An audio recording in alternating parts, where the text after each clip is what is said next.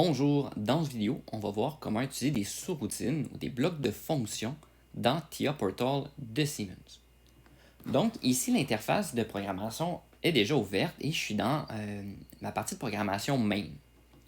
Donc pour ajouter une sous-routine, dans TIA Portal, on va appeler des blocs. Okay? Donc ici, on va faire ajouter nouveau bloc et on va choisir le bloc de fonction qui correspond à la sous-routine.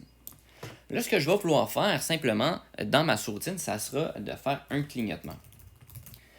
Okay? Dans un cas plus réel, on pourrait, par exemple, vouloir programmer un graph set, mais je pourrais avoir une sous-routine pour mes transitions, une pour mes étapes et une pour mes actions. Okay? Donc, ça me permettra de le structurer un petit peu plus simplement que d'avoir toute la programmation dans la main, ce qui rend ça un petit peu plus lourd. Ensuite, quand on va créer un bloc, on va avoir trois choix. Soit le SCL, qui est une programmation en texte, le log qui va être des blocs logiques, et le CONT, donc le compte qui va être simplement du ladder. Okay? Nous, on va s'en tenir à ça. On va vraiment se tenir au ladder.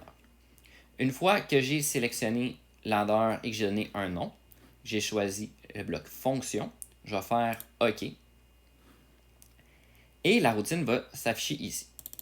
Je double-clique dessus et là, je vais pouvoir la programmer comme j'ai besoin. Donc, je pourrais mettre ici simplement un bit système d'horloge de 1 seconde.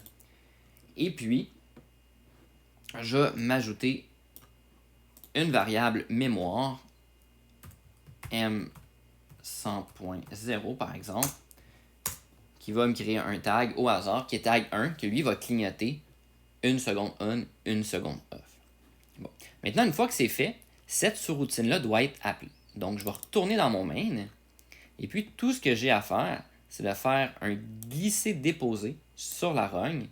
Et puis, on va pouvoir activer la sous-routine. Donc, on va pouvoir tester ça. Donc, j'ai juste à démarrer mon simulateur et faire le test.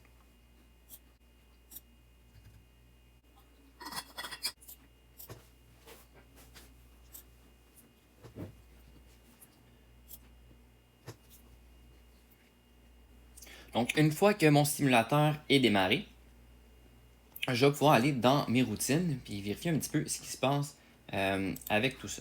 Donc, je vais faire la visualisation. Donc, je vais démarrer mon automate. Oui. Parfait. Donc, on voit que la routine clignotement est bien activée. Et si je vais dans clignotement, bon, je vais visualiser en ligne qu'est-ce qui se passe. Et on voit que ma lumière clignote, okay, parce qu'elle est bien appelée de ma main. Donc, on voit que tout ça est fonctionnel. Donc, je pourrais avoir une panoplie de sous-routines qui seraient appelées dans la main, qui pourraient faire chacun leur fonction.